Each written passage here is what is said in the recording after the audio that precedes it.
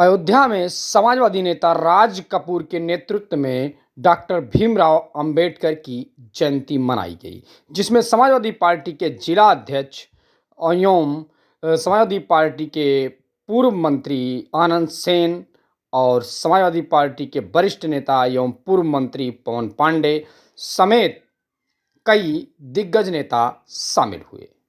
इसमें लोगों ने अपनी अपनी राय रखी। आइए सुनते हैं लोगों ने क्या कहा। डॉक्टर भीमराव अंबेडकर को लेके लोगों की क्या सोच है, जरूर सुने। पैदा नहीं हो सकता, क्योंकि दुनिया में उन्होंने एक बात जो कही कि शिक्षा शेरनी का वो दूध है जो पिएगा वो दहाड़ेगा।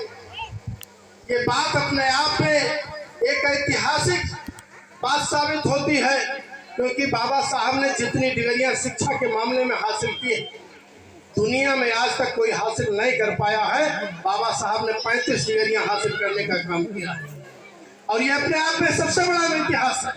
इससे बड़ा कोई इतिहास नहीं बन सकता। लेकिन शिक्षा की बदौलत ही उन्होंने संविधान बनाया और शिक्षा की बदौलत ही हमारे आपके हक और अधिकार को देने का काम किया।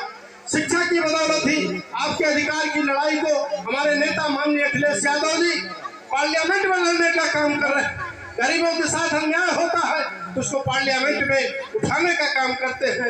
ये अधिकार अगर किसी ने दिया है तो बाबा साहब भीमराव अंबेडकर जी का दिया हुआ है, जिसकी बदौलत आज हम इस लड़ाई को लड़ने का काम कर रहे हैं। साथियों, एक बात हम आपसे कहना चाहते हैं। मान्यवर कांशीराम जी एक बात कहा करते थे और उनको अगर याद करिए तो बहादुर सिपाही ने पांडव बाबा साहब भीमराव अंबेडकर के लिए और उनके सिद्धांतों के लिए कितनी बड़ी लड़ाई लड़ने का काम किया। मान्यवर कांशीराम कहते थे कि हमारा समाज, हमारा जो दलित समाज है, एक बोतल शराब पर फिसल जाता है। हमेशा इस बात को उन्होंने हमेशा कहा और ये हम आपसे कहना चाहते हैं कि अगर आज बाबा साहब के मिशन को आप कामयाब बनाना चाहते हो, बाबा साहब के संविधान को आगे बढ़ाना चाहते हो, बाबा साहब के संविधान को बचाना चाहते हो और समाजवादी पार्टी को अगर आगे बढ़ाना चाहते हो, तो ये आपको तय करना पड़ेगा कि जो आज हमारा गरीब समाज है, जो हमारे दलित समाज के लोग हैं, जो बाबा साहब भीमराव अंबेडकर की देन है, संविधान की देन है, किसी और की देन नहीं है। ये मैं सारी बहन बेटियों से कहना चाहता हूँ। सारी बातें आपको समझना होगा। लेकिन आज भारतीय जनता पार्टी की सरकार में नौकरी खत्म है। आउटसोर्सिंग 8वीं फेल, पैसे के बल पर कंपनी बनाकर ठेका दे रहा है।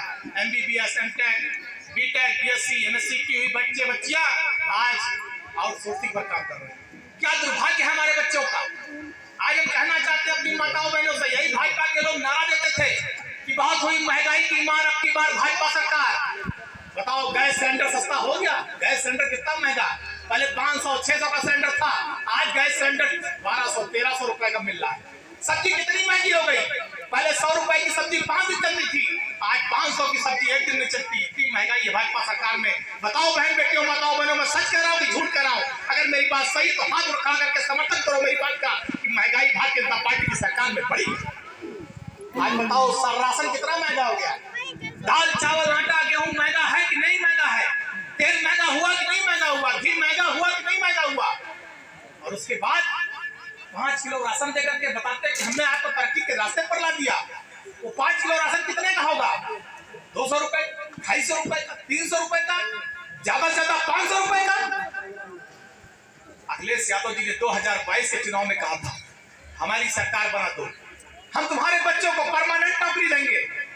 सोचो, आज बाबा साहब की जयंती जो मनाने हुए लोग आए हुए, सोचो अगर तुम्हारे बच्चे को परमानेंट नौकरी मिलती तो आज तुम्हारा बच्चा 30,000, 40,000 का, 50,000 का महीना तनख्वाह पाता।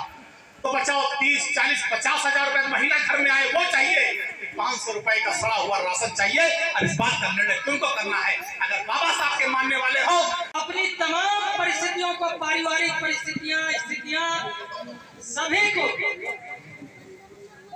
देखते हुए इस देश के महान पुरुष बने। आज आपको भी, हमको भी शिक्षा की अलग जगाने की जरूरत है। बाबा साहब का जो सपना, जिसको सोचकर उस समाज के लिए संविधान बनाए, अभी वो सपना अधूरा। अभी उस सपने को पूरा करने के लिए हमारे जनप्रतिनिधि, हमारे मंत्री जी आप लोगों के बीच में, आपके समाज के बीच में हर सुख आसान होगा। शिक्षित का मतलब सिर्फ किताब पढ़ लेना नहीं, सामाजिक ज्ञान, विज्ञान का ज्ञान, उठने बैठने